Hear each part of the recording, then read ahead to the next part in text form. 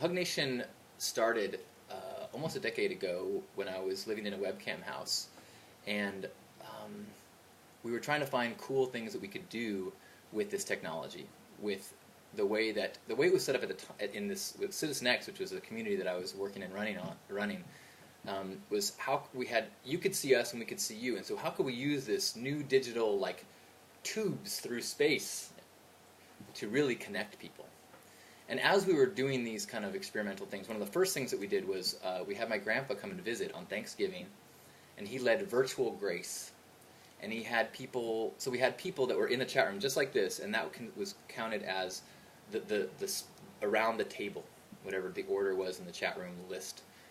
And people who were alone on Thanksgiving ended up, from all over the world, shared things that they were thankful for. And it was an incredibly emotional thing. People were crying as they were typing, and it was this powerful. Keep in mind, this was 10 years ago, when if you said that you met somebody online, you were labeled a weirdo.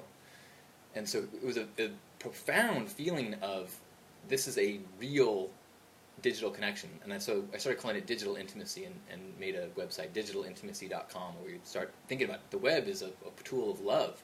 We have this web that connects the world, right? And all we're thinking about is how can we sell books with it. And so, not long after that, 9/11 happened. And then the news just started, they started to hear more and more about them, and they, and us and them. And at the same time, my experience with this new technology was that the old concepts of us and them were breaking down, because we had this one-on-one connection with people all over the world, where national boundaries and plus my experiences traveling had shown me that no matter how aggressive and warlike a country is, if you meet the people, they will invite you into their homes and serve you tea. And so the Hug Nation that's why on the side of the Hugmobile it says, the world would rather hug you than hurt you. Because that was the first, let's once a week, let's just remind ourselves of that and use this new internet tool to remind ourselves that the world would rather hug you than hurt you. It's amazing how many people will challenge me on that. They want to argue that point.